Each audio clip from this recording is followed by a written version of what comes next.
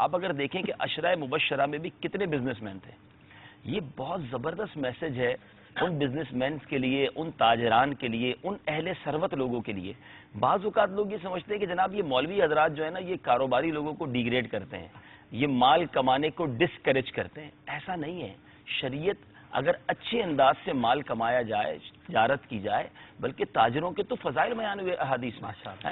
آپ سچا تاجر, ایماندار تاجر, انبیاء اور صدیقین کے ساتھ اس کا حشر ہوگا, تو یہ وہ فضائل ہیں.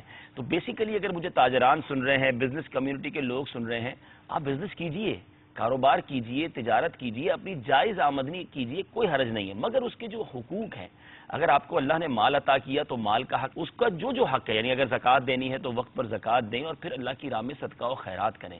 اور جس رب نے دیا ہے اس کی بارگاہ میں اگر آپ اس کی سمجھے رضا کے لیے خرچ کریں گے تو وہ اور عطا فرمائے گا. اور ایک حدیث پاک ہے جس کا مفہوم یہ ہے کہ میرے آقا علیہ السلام نے قسم کھا کر فرمایا. ایک تو نبی پاک جو فرمائے وہ حق ہے, مگر قسم کھا کر اور انفسائز کیا اور تاکید فرماتی کہ میں قسم کھا کر کہتا ہوں کہ صدقہ دینے سے مال کم نہیں ہوتا. اب تو ڈیفینیٹلی ہو گیا نا, یعنی یہ ہو ہی نہیں سکتا کہ کوئی صدقہ دے. ہاں, اب صدقہ دیتے وقت نیتوں کا اگر فطور آ جائے یا کوئی اور اس کے ساتھ نیت یا اخلاص کی کمی ہو تو الگ بات ہے, لیکن اگر اللہ کی رضا کے لیے صدقہ کوئی دے گا تو 100% بلکہ 112% جو ہے اس کے مال میں اضافہ ہونا ہے. تو مدنی چینل کے ناظرین سے ایک بات تو یہ میں کلیریفائی کرنا چاہ رہا تھا کہ صحابہ اکرام علیہم الرضوان مالدار ہو کر بھی, بڑے تاجر ہو کر بھی کس قدر صدقہ و خیرات کرتے.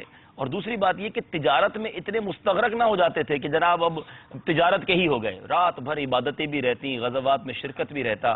اچھا, ایک اور مدنی پھول دے دیتا ہوں کیونکہ تاجران سے ملاقاتیں رہتی ہیں میری. اچھا, ان کا کیا نارملی مائنڈ سیٹ یہ ہوتا ہے کہ جب ہم جاتے ہیں نا کوئی بات کرنے کے لیے کہ بھئی آپ بھی کچھ مدنی قافلے میں سفر کریں, آپ بھی اجتماع میں آتے, کہتے ہیں ہم نے مسجد بنا دی ہے, اچھا ہم نے مدرسہ بنا دیا ہے, تو یہ کر کے ہم فارغ ہو گئے. وہ یہ سمجھتے ہیں کہ ہم نے پیسے دے دیے نا تو ہم نے دین میں جو کرنا تھا وہ کر لیا. یہی وہ صحابہ ہیں جو ہمیں سکھا رہے ہیں. سیدنا عثمان غنی نے اپنے خزانوں کے منہ بھی کھولے اور اپنی ذات کو بھی دین کے لیے وقف کیا, غزوات میں شرکت کی, پیارے آقا کے ساتھ خدمت دین میں مصروف رہے. تو یہ ہمارا کام ہے کہ ہم مسجد بھی بنائیں اور نمازیں بھی پڑھیں, مدرسہ بھی بنائیں اور خود بھی قرآن پڑھیں. دین متین کے لیے اگر مدنی قافلے جا رہے ہیں ان کو سپورٹ کر رہے ہیں تو خود بھی مدنی قافلوں میں سفر کریں, تو یہ نور علی نور ہو جائے گا.